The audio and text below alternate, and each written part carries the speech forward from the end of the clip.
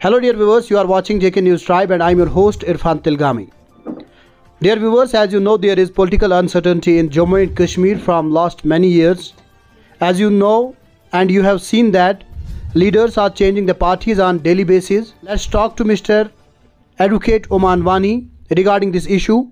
First of all, I welcome you, sir. Thank you. Sir, first of all, I would like to ask you the question that our ex-Chief Minister Umar Abdullah has recently told that the present government, or we can say the present administration, is trying to open wine shops from every house in the Jammu and Kashmir. Tell me how you see this statement. The question is that this is a welcome statement from any political party. But the question is that what my role was at the time I was at the helms of the affairs. The question is that I have been a Chief Minister of this state for multiple times, or my party has been there for multiple times. Now what I have done in that regard is question that we need to answer. What they have done at that time of at that period is that in 1983 the rules regarding granting license to the liquor shops were framed. Now what was in that framing done was that it was kept open for everybody to take the license through a particular process, and in 1983 it was a SRO 369, I think it was SRO 369 that was notified and drafted, and thereafter debates took place, and Dr. Farooq Abdullah then was the Chief Minister of the state. Now thereafter what has happened is that in 1983 November, I think, he lost his seat to his own internal politics scuffle which took place between Shah Saab and Farooq Abdullah Saab, and Shah Saab came to become the Chief Minister for the remaining tenure of that thing, and he passed the bill. Now it is his own party leaders, it is his own chair that has given assent to granting of these licenses. I think इसको उर्दू में बोलते हैं खाने के दांत कुछ और चबाने के दांत कुछ और. So we have to look into what was the role of National Conference in granting these licenses, and can Umar Abdullah say that he has not granted any license while being in the office? He cannot say, because he has granted multiple licenses at that point of time. I think if they are taking the initiative and they are telling that they are opening wine shops at vicinity of local people, and at vicinity of schools, and at vicinity of mosques, I think he should have brought a bill which should have disregarded that thing, and there must be that would have been characterized as a deficiency in granting the licenses, but that he hasn't done in his tenure. So question is that I think telling something else once he is not in the government and doing something else once he was in the government shows how much dichotomous he is in his approach. Yeah. Advocate Umman Wani, you know that few days ago Mr. Muzaffar Hussain Beg and his wife Safina Beg, who is presently the chairperson of District Development Council Baramulla, met Mehbooba Mufti at her residence, and what was the meeting I do not know, but as you are the social political analyst, how you see this? That if they have gone there for a specific reason, what they have mentioned and what I have seen on the Twitter, it is that they went there to see her grandmother, ailing grandmother, who was operated a few days before. So till that thing it is fine, I don't find any inconsistency in that. But if you are seeing it as a political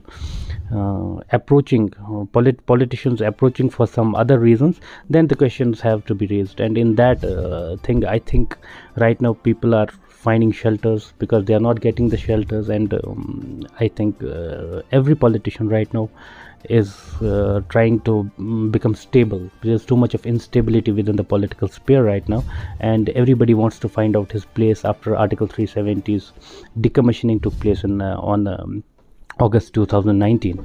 And this is a overall thing that is happening in J&K. But if you are politically loyal to your party and loyal to your ideology, I don't think anybody should be hovering over places. It is that you will stand at a particular place at that point of time. Okay. If a person is thinking just about the elections, he is called a politician, and if the person is thinking about the people of the state, or we can say people of the union territory, that person is known as leader. As you are affiliated with the People's Conference and you are additional spokesperson of this party, can you tell me that your party president Mr. Sajjad Ghani Lone Did you treat him as just a politician, or you think he is the leader? Let me add one thing to your sentence, that if person is looking at electoral politics, he is a politician. If a person is looking for the betterment of the people, he is a leader.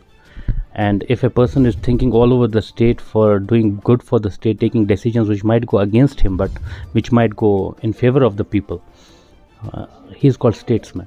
And I take him as statesman of the state because of the fact, whenever I have seen him, he has been working for the people. Whenever I have seen him, he has been meeting with the people, and he has been listening to the problems and solving them all over the place. Let me tell you very honestly, I haven't seen hard-working politician like him. That is true. And I haven't seen intellectual like him. And I think in a bracket where you are seeing people eligible for the top post of the state, I feel he is very intelligent and very competent in dealing with the things rather than his competitors. In that respect, I think he is a better person to hold this chair as a statesman, not as a leader or politician. Yeah, Advocate Umman Mani, you know that winter season is coming and the people are too much worried about the unscheduled power cuts, as the unscheduled power cuts makes the life of people miserable. So what will be your request to the government? Let us be very honest in this, that this is something that we have created for ourselves, and government is not helping us in doing all this. What has happened in the past is that you made OD Power Project 1, you made Salal, you did disproportionate agreements.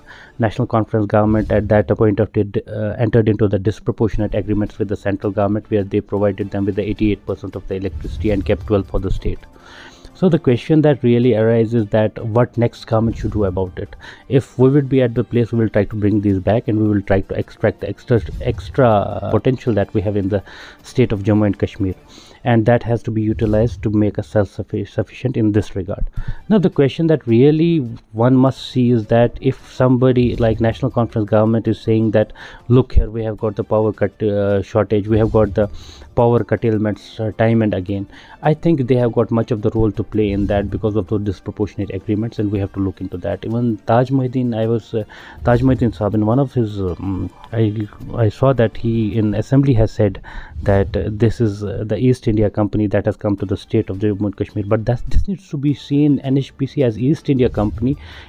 That reflection was visible to the Taj Muhyiddin Saab at that point of time, but National Conference never saw that on hand, that this is an East India Company which we are bringing to the state of Jammu and Kashmir, rather than just growing our players, making our players capable of doing so, or making our players, our contractors enough capable to build such power projects. I think that is something that we need to look into, and let me tell to the people, this is one of the things that we need to retrospect, and if we are not retrospecting by seeing the history, who has done what, then we are not going to make our future bright.